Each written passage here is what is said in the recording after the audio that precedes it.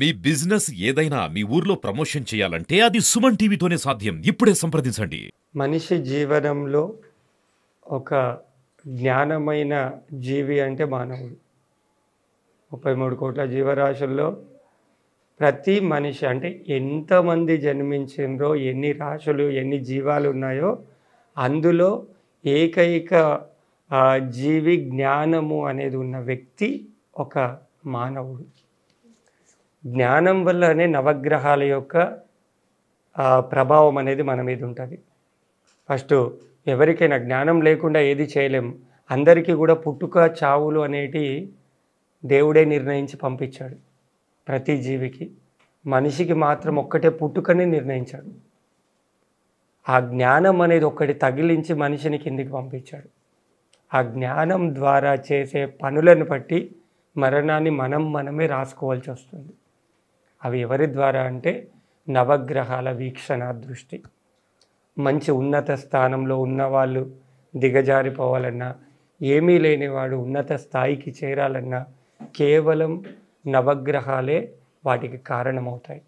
కాబట్టి నవగ్రహాల వీక్షణ దృష్టి అనేది మనిషి మీద ఎంత మంచి ప్రభావంగా, ఎంత మంచి వీక్షణ దృష్టి ఉంటే ఆ మనిషి అంత ఉన్నతమైన స్థితికి వెళ్తాడు. మనం భూమి మీద ఉన్నాం, మన చుట్టూ నవగ్రహాలు తిరుగుతూ ఉన్నాయి. అవి మంచి స్థానంలో వచ్చినప్పుడు మనిషికి మంచి ప్రభావాలు ఇస్తాయి, చెడు స్థానంలో వచ్చినప్పుడు చెడు ప్రభావాలు ఇస్తాయి.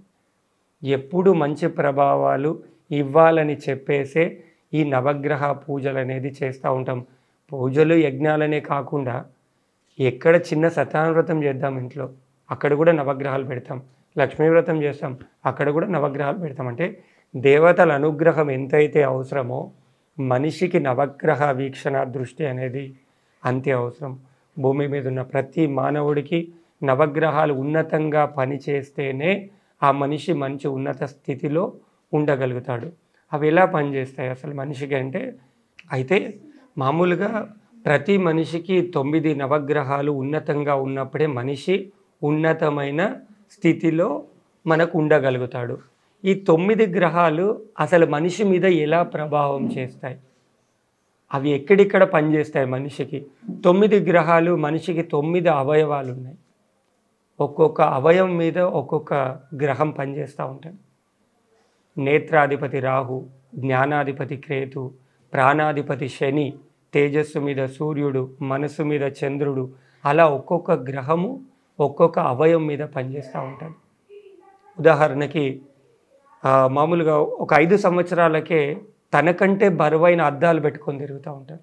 మామూలుగా వచ్చే టైం ఎప్పుడు ఒక 50 సంవత్సరాలు వచ్చినాయి, 60 సంవత్సరాలు వచ్చినాయి, వాళ్ళు అద్దాలు పెట్టుకున్నారంటే ఓకే.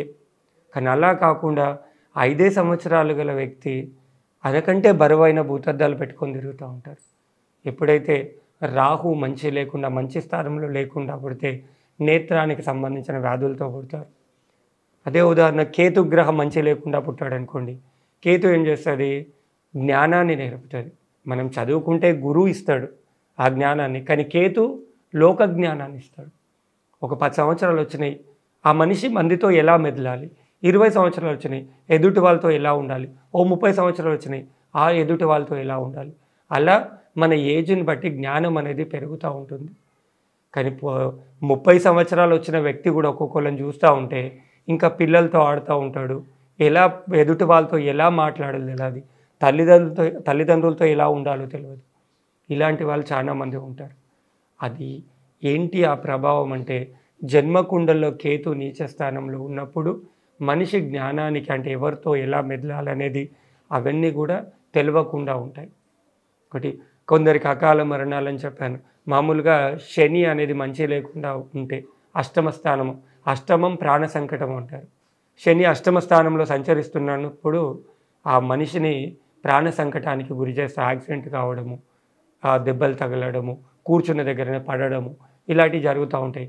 శని అష్టమ స్థానంలో ఉన్నప్పుడు అలా శని ఆ ప్రభావాన్ని ఇస్తాడనమాట.